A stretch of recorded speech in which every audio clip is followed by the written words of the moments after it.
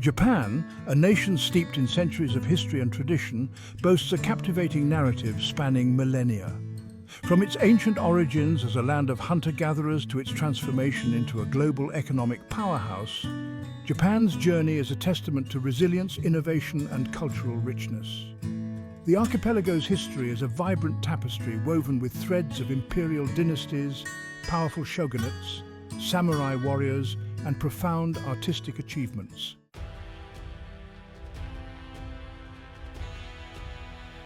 As the Yayoi culture spread, it gradually assimilated or displaced the existing Jōmon population.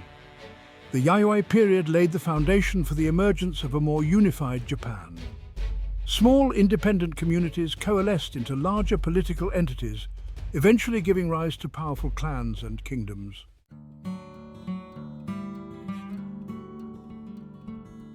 The Jōmon period, spanning from approximately 14,000 to 300 BCE, stands as a testament to the enduring legacy of Japan's early inhabitants.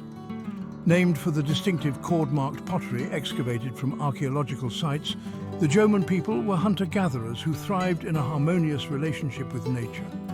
Their culture, deeply intertwined with the rhythms of the seasons and the abundance of the archipelago's forests and seas, developed a rich artistic tradition and a complex spiritual worldview.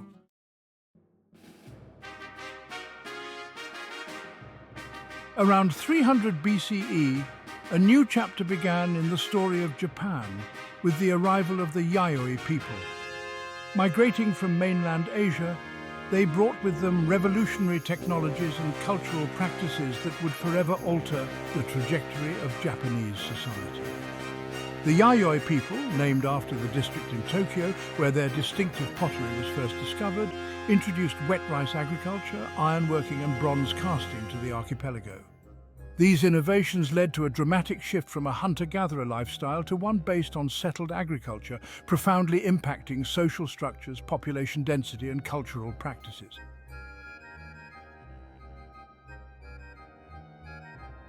Section 3. Dawn of Proto-History. The Kofun period. The Kofun period, commencing around 300 CE and lasting until 538 CE, marks the dawn of Japan's proto-historic era, a time when written records begin to supplement archaeological evidence, providing glimpses into a rapidly evolving society. This period derives its name from the distinctive keyhole-shaped burial mounds, known as kofun, that dominate the landscape of Japan, particularly in the Kinki region. These monumental tombs, some of which are truly colossal in scale, serve as enduring testaments to the power, wealth and sophistication of the ruling elite who governed during this era.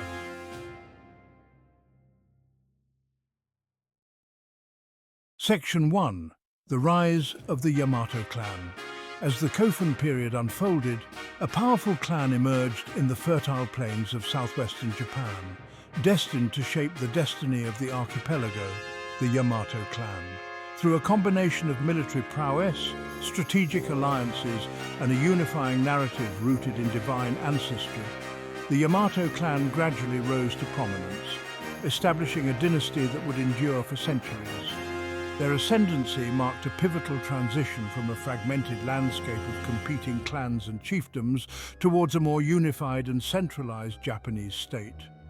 The Yamato clan's origins are shrouded in a blend of historical accounts and mythology. According to the Kojiki and Nihon Shoki, Japan's oldest chronicles, the Yamato emperors traced their lineage back to Amaterasu, the sun goddess.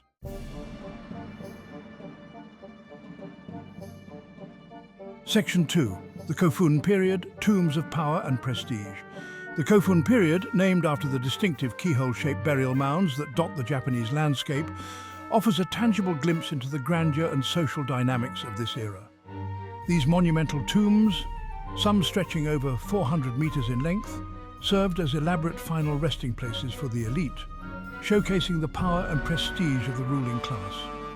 The construction of these massive structures required immense resources and manpower, demonstrating the ability of the Kofun rulers to mobilize labor and command vast wealth. The Kofun themselves varied in size and complexity, reflecting the status of the deceased.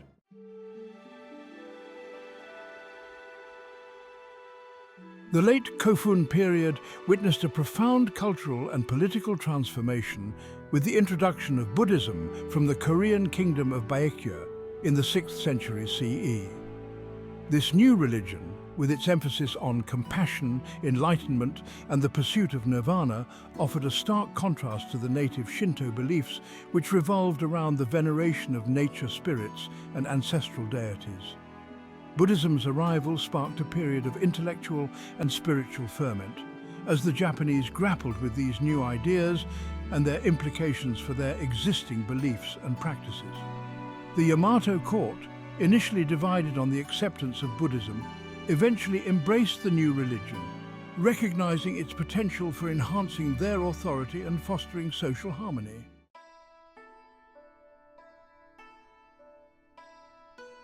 The Asuka period, spanning from 538 to 710 CE, marked a pivotal era in Japanese history, characterized by the burgeoning influence of Buddhism, the adoption of Chinese cultural models, and the consolidation of imperial authority.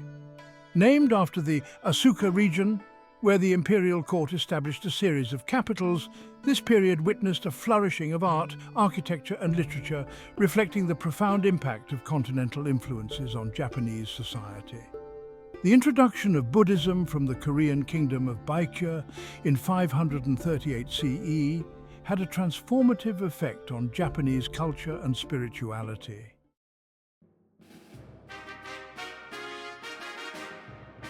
The Nara period, spanning from 710 to 794 CE, is often regarded as a golden age in Japanese history, marked by the establishment of a permanent capital city, the flourishing of Buddhist art and architecture, and the compilation of Japan's first national histories.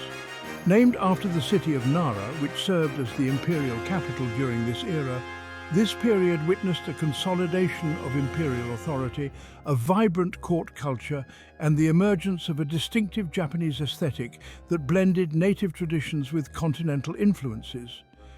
The establishment of Nara as the imperial capital in 710 CE marked a significant step in the development of the Japanese state. Modelled after the Tang dynasty capital of Chang'an, Nara was a planned city with wide avenues, imposing gates and grand Buddhist temples.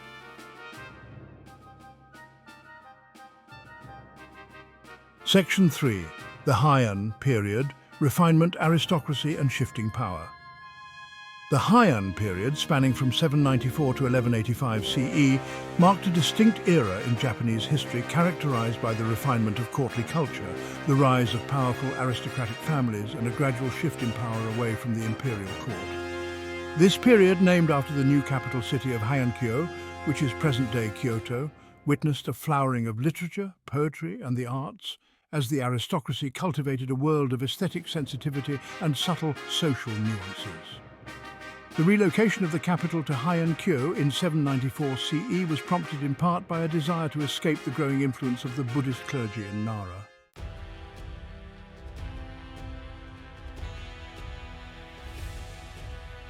Section 1. The Age of Warriors, the emergence of the samurai. As the Heian period progressed, the once tranquil world of courtly refinement began to give way to a new era, one dominated by the clang of steel and the valor of warriors. The rise of the samurai, a class of skilled horsemen and swordsmen bound by loyalty and a strict code of honor, marked a profound shift in Japanese society. No longer content to remain in the shadows of the aristocracy, these warriors emerged as powerful figures, their destinies intertwined with the fate of the nation. The term samurai derives from the verb saburao, meaning to serve, reflecting their origins as armed retainers in the service of wealthy landowners and provincial nobles. As the central authority of the imperial court waned in the late Heian period, local lords increasingly relied on these skilled warriors to maintain order, settle disputes, and protect their domains from rivals.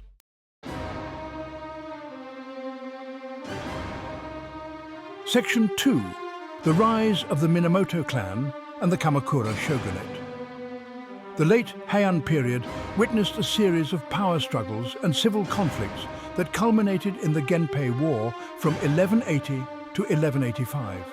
A pivotal conflict, that pitted two powerful samurai clans, the Minamoto and the Taira, against each other in a bitter struggle for supremacy.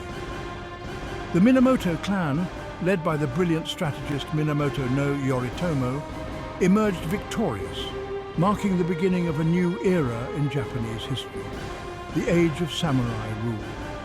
The Genpei War was sparked by a succession dispute within the imperial family, with both the Minamoto and the Taira clans vying for control of the throne. The conflict quickly escalated into a full-blown war that engulfed much of Japan, with both sides fielding large armies of samurai warriors.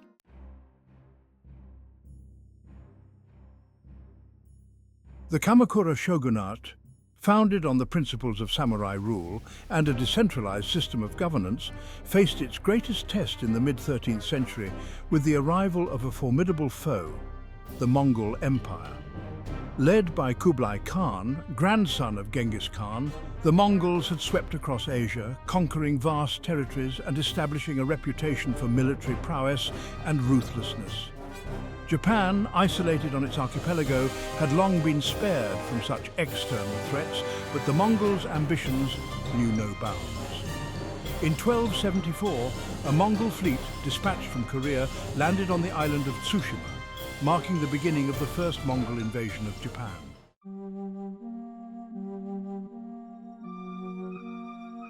The Battle of Sekigahara, a pivotal clash that echoed through the annals of Japanese history, ushered in a new era, the Edo period from 1603 to 1868. Tokugawa Ieyasu, a shrewd and ambitious daimyo, emerged victorious from the chaos of the late 16th century, establishing a hereditary shogunate that would rule Japan for over 250 years.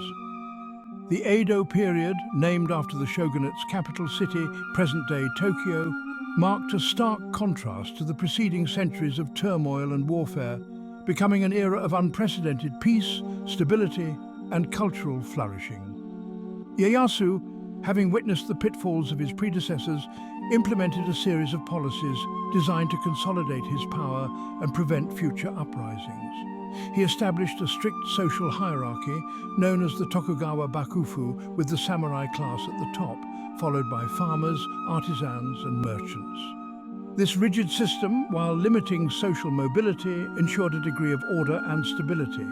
To further control the daimyo, Ieyasu implemented a system known as alternate attendance, or sankin-kotai. This system required daimyo to spend every other year in Edo, effectively keeping them as hostages and preventing them from amassing enough power to challenge the shogunate.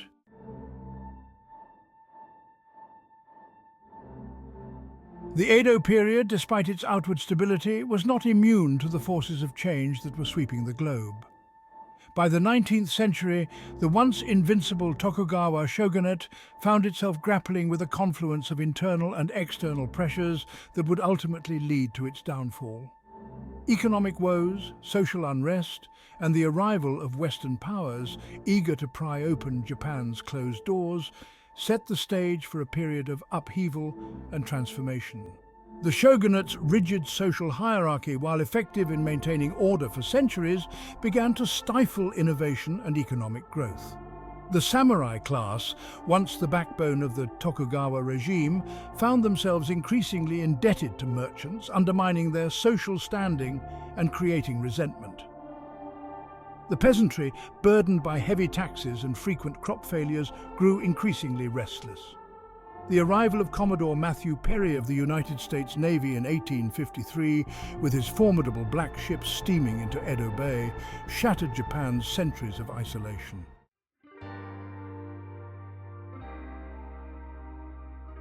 The forced opening of Japan by Western powers ignited a firestorm of change that swept through the archipelago, culminating in the Meiji Restoration of 1868. This pivotal event marked the end of the Tokugawa shogunate and the beginning of a new era, one characterized by rapid modernization, industrialization, and the embrace of Western ideas and technologies. Japan, once a secluded feudal society, embarked on a remarkable journey that would transform it into a modern nation-state and a major player on the world stage.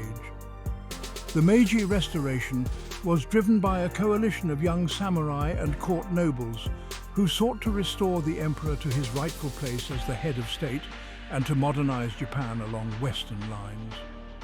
These reformers, hailing primarily from the Satsuma and Choshu domains, had witnessed firsthand the technological and military superiority of Western nations and believed that Japan must adapt or risk being colonized.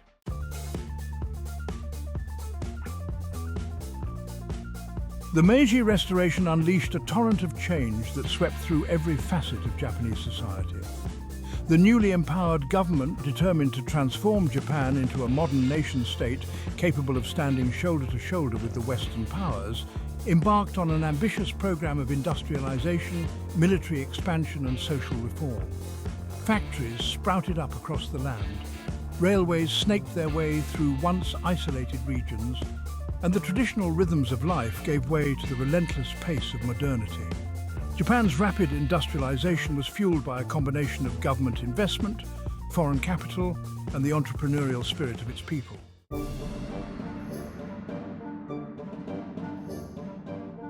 The 20th century dawned with Japan, a rising power on the world stage, its military prowess tested and proven in conflicts with China, from 1894 to 1895, and Russia in 1904 to 1905. These victories, while solidifying Japan's status as a major power, also fueled a growing sense of militarism and nationalism.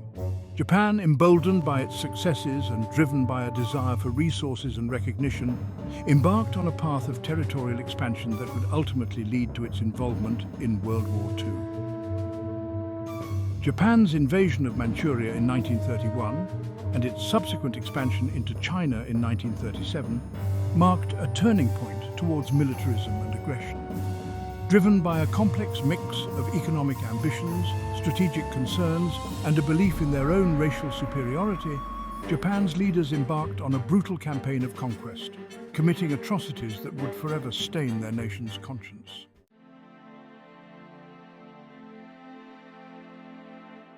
The aftermath of World War II left Japan in ruins. Its economy shattered, its cities devastated, and its people grappling with the trauma of defeat and the loss of their empire.